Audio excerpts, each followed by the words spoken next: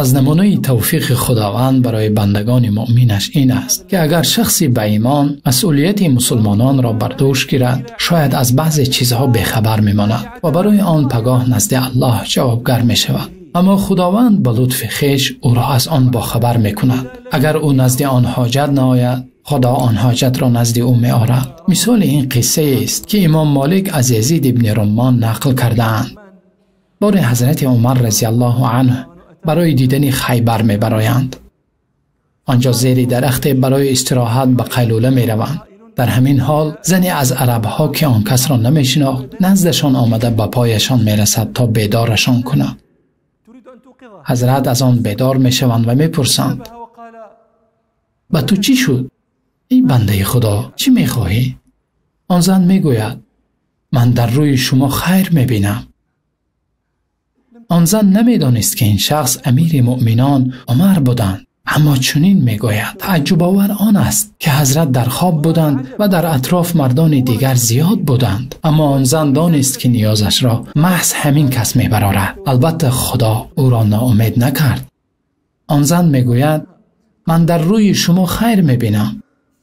امیر مؤمنان سال گذشته محمد ابن مسلمه را به نزد ما برای جمع کردن زکات و تقسیم کردن آن به حقداران فرستاده بود. او باید زکات را از بایها گرفته به کمبغلان تقسیم میکرد، اما او به من چیزی نداد. من یک زنی بیوه هستم که چند فرزند یتیم دارم. من شنیدم که عمر امسال هم برای این کار او را میفرستد. حالا میخواهم که همراه من نزد محمد ابن مسلمه روی و برایش بگویی که اگر امسال برای این کار مسئول شد به من نیز از آن زکات دهد. عمر به یرفع که خادمشان بود گفتند: رو به محمد ابن مسلمه بگوی که نزد ما آید. آن زن با حیرت میگوید: من چنین نگفتم. میخواهم که تو با من به نزدش روی. عمر رضی الله عنه میگوید: اگر او نآید بعد ما میرویم. یرفع نزد محمد می رود و می رساند که امیر مؤمنان او را به نزدشان می خوانند. او تعجب می کند و می پرسد که حضرت چی می خواهند؟ خادم می گوید: نمیدانم، ولی دیدم که نزدشان زنی ایستاده بود. او می فهمد که کسی برای شکایت آمده است.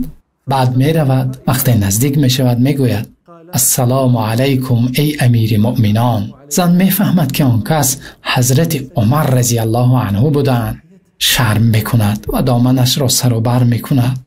سپس حضرت به محمد ابن مسلمه میگویند: آیا میدانی پیش از اسلام چه خیل بودیم؟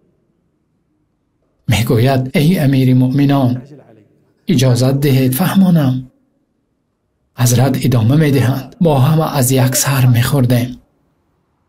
همه عرب ها دشمن ما بودند. ما با اندازه کم بودیم که سر یک حیوان برای همه ما می رسید. اکنون زیاد شدیم. سروری مردم را به دست داریم. او باز می گوید: حضرت اجازت دهید فهمانم. حضرت سخنشان را ادامه می دهند: من تو را سال گذشته برای جمع زکات از مردم اینجا فرستاده بودم. باید از بایها می گرفتی و به کمبغلان می دادی. اما تو باشی به این زن چیزی ندادی. او می گوید: ای امیر مؤمنان، من این کار را قصدا نکردم. شاید من خطا کردم. شاید او نزد من نآمده بود.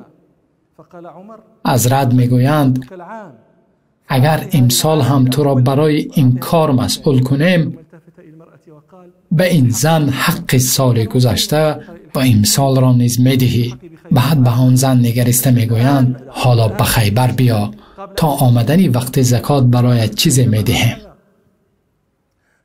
من در چنین حادثه ها لطف خدا را به بندگانش میبینم. لطف خدا به این زن، به یتیمان او، لطف خدا به امیر مؤمنان حضرت عمر رضی الله عنه.